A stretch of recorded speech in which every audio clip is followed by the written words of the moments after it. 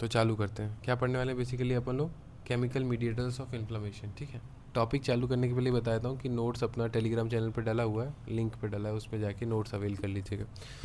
तो chemical mediators of inflammation मतलब क्या? ऐसे केमिकल जो कि इन्फ्लेमेशन के लिए रिस्पॉन्सिबल हो। मतलब अपने सेल्स तो पता ही है अपने को, न्यूट्रोफिल होता है, मैक्रोफेज होता है, ये सब सेल्स होते हैं। पर ये सेल्स के अंदर से क्या निकल रहा होता है जो इन्फ्लेमेशन करा रहा होता है, उन केमिकल्स को ही अपन लोग क्या बोलेंगे? केमिकल मीडिएटर्स ऑफ इन्फ्लेमेशन, जो अपने को इन्फ्लेमेशन मीडिएट करवा रहे हो। तो इसका क्लासिफिकेशन बहुत कॉम्प्लेक्स है अगर एकदम डीप में पढ़ने लग जाओ, पर मैं जो कहानी बता रहा हूँ उस कहानी से चलते चलोगे तो याद हो जाएगा। तो देखो, इसको जब क्लासीफाई किए ना, तो अपन लोग किस बेसिस पे क्लासीफाई कर रहे हैं कि केमिकल कहाँ पे प्रेजेंट है। ठीक है ना, अगर सेल में इन्फ्लामेटरी मीडिएटर्स प्रेजेंट है तो उसको अपन लोग बोलेंगे सेलुलर इन्फ्लामेटरी मीडिएटर्स, और अगर वो प्लाज्मा में फ्लो कर रहा है शांति से तो उसको अपन लोग क्या बोलेंगे? Plasma inflammatory mediators. समझ में आया? तो दो पार्ट क्या हुआ? सेलुलर इन्फ्लामेटरी मीडिएटर्स और प्लाज्मा इन्फ्लामेटरी मीडिएटर्स। ठीक है ना। अब देखो, सेलुलर इन्फ्लामेटरी मीडिएटर्स में भी ऐसा हो सकता है जो पहले से सेल के अंदर बना बनाया हो पहले से, तो उसको अपन लोग बोलेंगे प्री फॉर्म्ड। पहले से बना बनाया है तो प्री फॉर्म्ड इन्फ्लामेटरी मीडिएटर्स। आई मतलब इन्फ्लामेटरी मीडिएटर्स। और जो नए नए बनाए, जैसे ही दिक्कत आए, जैसे इंजरी हुआ, फिर बॉडी को स्टिमुलेशन मिला, और स्टिमुलेशन मिलने के बाद बॉडी ने अपना नया इन्फ्लामेटरी मीडिएटर्स बनाया, उनको अपन लोग बोलेंगे न्यूली सिंथेसाइज्ड मीडिएटर्स। समझे? Newly synthesised mediators. तो देखो, दो बना, पहले से बना बनाया हुआ तो क्या हुआ? प्री फॉर्म्ड, और जो नया नया बनाया गया उसको न्यूली सिंथेसाइज्ड। अब देखो, जो बना बनाया है ना, पहले से बना हुआ, वो अपने को पहले से याद भी है। जैसे देखो, हिस्टामिन पढ़ के आए तो हिस्टामिन, सीरोटोनिन। लाइसोसोम पढ़ के आए हो तो लाइसोसोम के एंजाइम्स, और न्यूरॉन भी पढ़ के आए हो तो न्यूरोपेप्टाइड्स। ये चारों अपने प्री फॉर्म तरीके से सेल के अंदर पहले से प्रेजेंट होते हैं। क्या क्या प्रेजेंट होते हैं? हिस्टामिन, सीरोटोनिन, लाइसोसोमल एंजाइम्स और न्यूरोपेप्टाइड्स। ठीक है। अब नया नया क्या बना रहा है आदमी? तो नया बनाने के लिए बेसिकली अपने पास तीन स्टेट्स होते हैं ना, states of matter, gas, liquid, solid. तो उन्हीं को पकड़ो, गैस को पकड़ो, लिक्विड को पकड़ो और सॉलिड को पकड़ो। तो गैस से अपन लोग याद कर लिए नाइट्रिक ऑक्साइड। लिक्विड से अपन लोग ने क्या बनाया? एरेकिडोनिक एसिड्स के डेरिवेटिव्स। एसिड है ना, एसिड, तो एरेकिडोनिक एसिड के डेरिवेटिव। और सॉलिड मतलब सेल्स। तो देखो, प्लेटलेट एक सेल हुआ तो प्लेटलेट एक्टिवेटिंग फैक्टर, और सेल साइटो मतलब सेल ही होता है ना, तो साइटोकाइन। समझे? तो गैस से अपन लोग ने क्या बनाया? Nitric oxide. लिक्विड मतलब एसिड, एसिड मतलब एरेकिडोनिक एसिड डेरिवेटिव्स। और सॉलिड मतलब सेल्स, सेल्स मतलब क्या? प्लेटलेट या फिर साइटो, तो प्लेटलेट एक्टिवेटिंग फैक्टर या फिर साइटोकाइन। सिंपल। तो सेलुलर इन्फ्लेमेटरी मीडिएटर जो 8 थे वो याद हुआ। पहले से बने बनाए क्या थे? हिस्टामिन, सीरोटोनिन, अपना न्यूरोपेप्टाइड्स और लाइसोसोमल एंजाइम्स फ्रेंड थे। नया अपने को ये क्या याद करना पड़ा? Gas, liquid, solid. गैस से नाइट्रस ऑक्साइड, लिक्विड से एराकिडोनिक एसिड, सॉलिड से प्लेटलेट एक्टिवेटिंग फैक्टर और साइटोकाइंस। प्लाज्मा इन्फ्लामेटरी मीडिएटर्स क्या होते हैं? ऐसे जो कि प्लाज्मा में तैर रहे होंगे। ठीक है ना। तो प्लाज्मा में तैर कैसे रहेंगे? जो अपना लीवर है उसने सिक्रीट किया, वो प्लाज्मा में तैर रहे हैं। सिंपल सी बात है। ठीक है ना।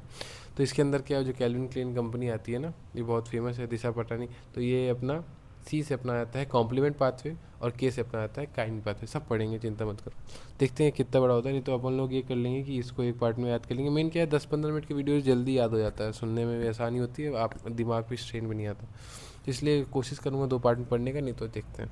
तो ये समझ में आया, ये सेलुलर हो गया और ये प्लाज्मा हो गया। अब सेलुलर के बाद देखो, तो इसमें सबसे बड़ा जो है ना वो न्यूली सिंथेसाइज वाला है, तो उसको एक अलग पार्ट में पढ़ लेंगे। इस पार्ट में अपन लोग क्या पढ़ेंगे? Pre formed cellular inflammatory mediators और अपना क्या? Plasma mediators. ठीक है ना। तो देखो, प्री फॉर्म्ड पढ़ते हैं। तो प्री फॉर्म्ड में क्या है? हिस्टामिन। प्री फॉर्म में अपना प्रेजेंट है क्या? हिस्टामिन, सीरोटोनिन, लाइसोसोमल एंजाइम्स और न्यूरोपेप्टाइड। बताया था ना मैं। तो हिस्टामिन क्या होता है बेसिकली? किससे सीक्रेट हो रहा है? देखो, मैंने 3 टाइप के यहाँ पे सेल्स बना दिए हैं। नीला वाला कौन है? अपना मास सेल्स। लाल वाला क्या है? सिंपल सी बात है, ब्लड में तो प्लेटलेट। और ये पीला वाला सेल के अंदर है तो लाइसोजाइम। ठीक है। तो ये अपना इम्यून रिस्पॉन्स के लिए रिस्पॉन्सिबल वाला मास सेल। तो मास सेल के अंदर एक अमीनो एसिड होता है, हिस्टिडीन अमीनो एसिड। उसको केमिकल रिएक्शन से कन्वर्ट करके किस में कन्वर्ट कर दिया? हिस्टामिन। तो इसके अंदर स्टोर रहता है हिस्टामिन। अब जब इन्फ्लामेशन का समय आया तो हिस्टामिन रिलीज, मतलब बेसिकली जब इंजरी हुआ तो हिस्टामिन रिलीज हुआ, तो हिस्टामिन रिलीज करके इन्फ्लामेशन करा देगा। समझ में? तो ये इन्फ्लामेशन का काम क्या? इन्फ्लामेशन के अपन के कुछ कार्डिनल फीचर्स है जो अपन लोग एक्यूट इन्फ्लामेशन में पढ़ के आए थे, तो आपको वो बताना है कि वो क्या क्या होते हैं। ठीक है। तो ये इसमें इंक्रीज वेस्कुलर परमेबिलिटी पाया जाएगा, वेजोडाइलेशन पाया जाएगा, और अस्थमा के केस में कॉन्स्ट्रिक्शन, ब्रोंको कॉन्स्ट्रिक्शन हो जाता है। समझे? क्योंकि हिस्टामिन वहाँ के बीटा 1 रिसेप्टर से बाइंड करके, ठीक है, खत्म करते हैं, H2 रिसेप्टर से बाइंड करता है। ये बताना है आपको कि हिस्टामिन अस्थमा में 2 क्वेश्चन बताना है। कार्डिनल साइंस ऑफ इन्फ्लामेशन बताना है, और अस्थमा में हिस्टामिन ब्रोंको कॉन्स्ट्रिक्शन कैसे करा रहा है। सिंपल। तो हिस्टामिन हो गया अपना। हिस्टामिन समझ में आया। हिस्टामिन कहाँ पे प्रेजेंट था? नीले वाला सेल इम्यून सेल मतलब मास्ट सेल में। मास्ट सेल के अंदर ये अपना इम्यून सेल नहीं हुआ, ये कनेक्टिव टिश्यू हुआ। तो इसके अंदर हिस्टीडीन अमीनो एसिड हुआ। हिस्टीडीन अमीनो एसिड को केमिकल रिएक्शन से कन्वर्ट करके हिस्टामिन में कन्वर्ट किए, उसने इन्फ्लामेशन कराया। इन्फ्लामेशन के अंदर क्या क्या आया? विजुडाइलेशन, इंक्रीज वेस्कुलर परमेबिलिटी और अस्थमा के केस में ब्रोंकोकंस्ट्रिक्शन। सिंपल। दूसरा अपना आया था सीरोटोनिन। सीरोटोनिन कहाँ पे प्रेजेंट होगा? अब लाल वाले में। लाल मतलब क्या? प्लेटलेट। तो प्लेटलेट के अंदर टायरोसिन उस वो अपना मॉडिफाई करके क्या बनाते हैं? 5 हाइड्रोक्सी ट्रिप्टामिन। ठीक है ना। एक बार इसको फैक्ट चेक कर लेना कि ये टायरोसिन ही अमीनो एसिड होता है कि नहीं, क्योंकि ये मेरे को डाउट लग रहा है। तो ये कि सेरोटोनिन का कौन सा अमीनो एसिड से बनता होता है, ये एक बार फैक्ट चेक कर लेना। तो देखो 5 हाइड्रोक्सी, तो टायरोसिन से अपन लोग ने बनाया क्या? 5 हाइड्रोक्सी ट्रिप्टामिन। ठीक है ना। अब ये 5 हाइड्रोक्सी ट्रिप्टामिन का ही नाम है, मतलब 5 हाइड्रोक्सी ट्रिप्टामिन, हाँ इसका ही नाम होता है सीरोटोनिन। तो देखो सीरोटोनिन क्या करवाएगा? इन्फ्लामेशन करवा रहा होगा, सेम सेम उसी की तरह। इंक्रीज वेस्कुलर परमेबिलिटी, विजुडाइलेशन और अस्थमा केस में ब्रोंकोकंस्ट्रिक्शन। समझे? तो सेम सेम था, बस सेल बदला। यहाँ पे मास्ट सेल में हिस्टेडिन से हिस्टामिन बनाए, यहाँ पे टायरोसिन से 5 हाइड्रोक्सी ट्रिप्टामिन बना के अपन लोग सीरोटोनिन बनाए, और दोनों ही इन्फ्लामेशन करा रहा है। उसके अंदर क्या हो रहा है? वेस्कुलर परमेबिलिटी बढ़ रही है, विजुडाइलेशन हो रहा है और अपना क्या? ब्रोंकोकंस्ट्रिक्शन पाया जा रहा है। लाइसोसोम की बात करें तो उसके अंदर एंजाइम्स होते हैं, लाइसोसोमल एंजाइम्स। तो देखो 3 ग्रैन्यूल्स है, प्राइमरी ग्रैन्यूल, सेकेंडरी ग्रैन्यूल और टर्शियरी ग्रैन्यूल। सिंपल। तो देखो प्राइमरी ग्रैन्यूल जो होता है ना, उसके प्राइमरी ग्रैन्यूल ए से चालू होता है, इसलिए इसका नाम अपन लोग कह सकते हैं प्राइमरी मतलब 1 मतलब ए, तो ए मतलब इसको दूसरा नाम होता है, इसमें लिखा नहीं, मैं लिख दूंगा बाद में। एजोरोफिलिक ग्रैन्यूल्स कहते हैं इसको। ठीक है ना। अभी कहीं लिख ही देता हूँ। इसको अपन लोग क्या कहते हैं? एजोरोफिलिक ग्रैन्यूल्स। चलिए, तो एजोरोफिलिक ग्रैन्यूल्स सेकेंड का नाम है सेकेंडरी ग्रैन्यूल्स, और ऐसे ही क्या बोल सकते हैं अपन लोग? Specific granules. और 3 से आ गया टर्शरी, तो टर्शरी ग्रैन्यूल्स। सिंपल। तो देखो प्राइमरी ग्रैन्यूल्स, सेकेंडरी ग्रैन्यूल्स और टर्शरी ग्रैन्यूल्स। प्राइमरी का दूसरा नाम क्या हुआ? अजोरोफिलिक। सेकेंडरी का दूसरा नाम क्या हुआ? Specific granules. और टर्शरी का दूसरा नाम क्या हुआ? ABC। सी से क्या हुआ? सी पार्टिकल। सिंपल। तो देखो इसका याद करने के लिए ना कुछ ऐसा नहीं है, बस ABCD को ध्यान में रखना तभी हो पाएगा। ABCDE और लास्ट में MPO तो पढ़ के आए हैं फेगोसाइटोसिस के अंदर, तो ये तो याद नहीं करना पड़ेगा, ये याद करते हैं। तो देखो सब एंजाइम्स ही होंगे तोड़ने फोड़ने वाले। तो एक तो है एसिड हाइड्रोलाइसिस ए से, ठीक है। बी से बैक्टीरिया याद आता है, तो उसके अंदर परमेबिलिटी करा दो ताकि उसको मार सकें, तो बैक्टीरियल परमेबिलिटी प्रोटीन। सी से कथा सुनाना मतलब कैथेप्सिन। डी मतलब डिफेंस करना मतलब डिफेंसिव। ई मतलब इलास्टिक होना मतलब इलास्टिन। सिंपल। और MPO तो याद ही है। तो ABCDE, ठीक है ना। ए से क्या हुआ? Acid hydrolysis. बी से अपना क्या हुआ? Bacteria permeability protein. सी से क्या हुआ? कथा सुनाना कैथेप्सिन। डी से डिफेंस करना डिफेंसिन। ई से इलास्टिक होना मतलब इलास्टेज। और MPO मतलब माइलोपेरोक्सीडेज। समझे? सेकेंडरी ग्रेन्यूल्स, सेकेंडरी ग्रेन्यूल्स जिसका दूसरा नाम क्या है? Specific granules. उसमें ये बलम गाना है उसका, उससे याद कर लो B और L से, मतलब क्या?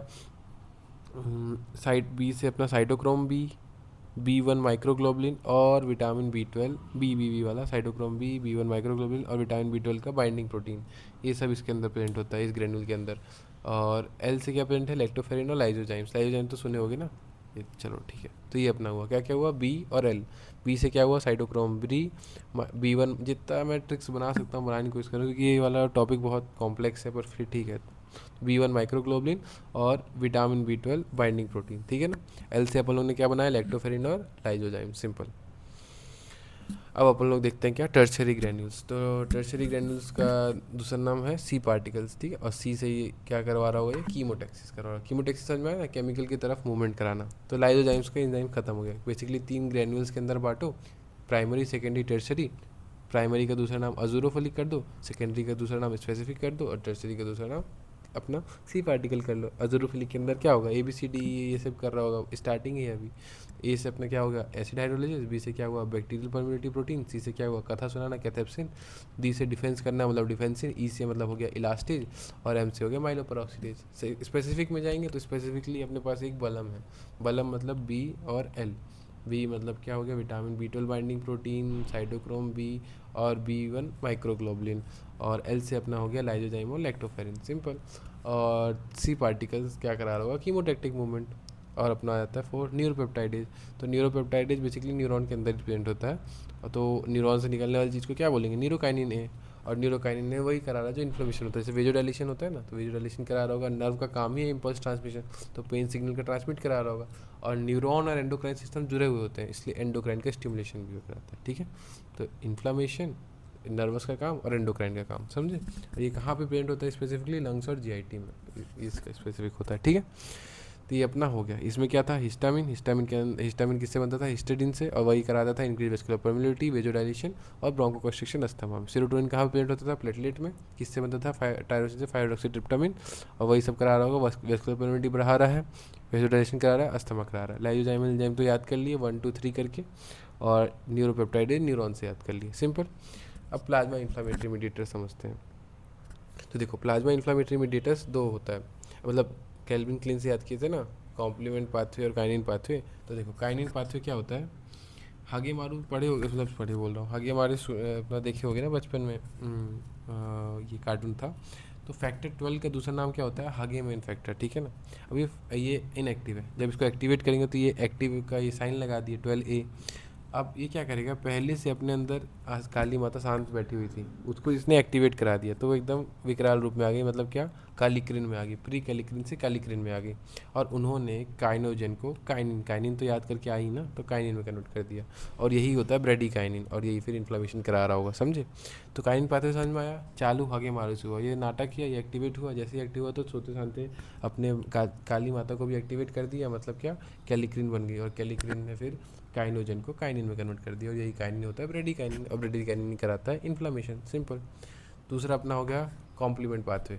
तो कॉम्प्लीमेंट पाथवे यहाँ पे हो सकता है थोड़ा गलत हो, मतलब गलत के इन द सेंस कन्फ्यूजिंग हो जाएगा, तो इसलिए चिंता मत करो, इसका अपन लोग माइक्रो में पढ़ेंगे ही अच्छे से, तो ठीक है। तो इसमें देखते हैं कॉम्प्लीमेंट पाथवे के अंदर क्या क्या आता है। तो कॉम्प्लीमेंट पाथवे में अगर कुछ भी नहीं याद हो रहा ना, सिर्फ ये याद कर लो कि इसके अंदर 3 पाथवे होता है।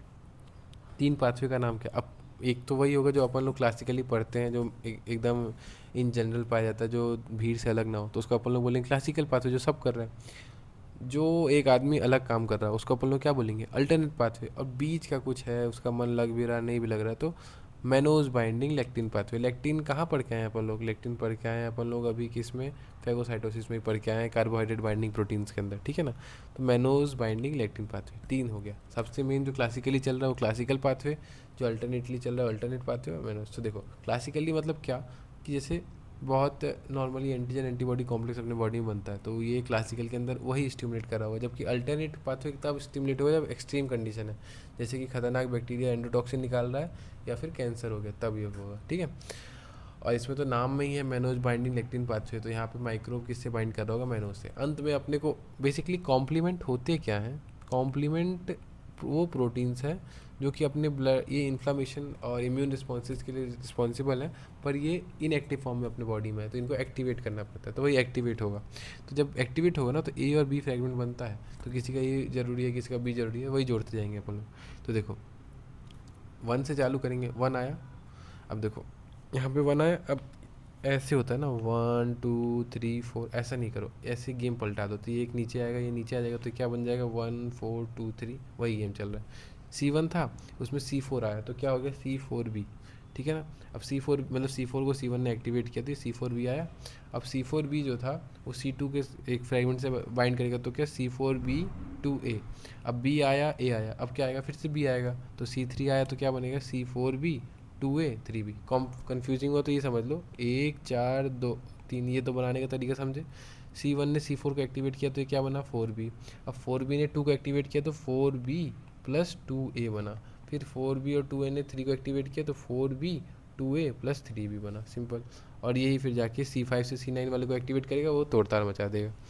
सिमिलरली यहाँ पे क्या हो रहा है, वही C4 था, यहाँ पे C1 का इस्तेमाल नहीं होगा, सीधे 4 से चालू होगा, क्योंकि वो C1 का काम कौन कर दे रहा है, मैनोज। तो माइक्रो मैनोज से बाइंड किया, C1 से C4B बना, C4B से C4B2A बना, C4B2A से C4B2A 3B बना, और C5 C9 को एक्टिवेट किया, और सेल लाइसिस हो गया।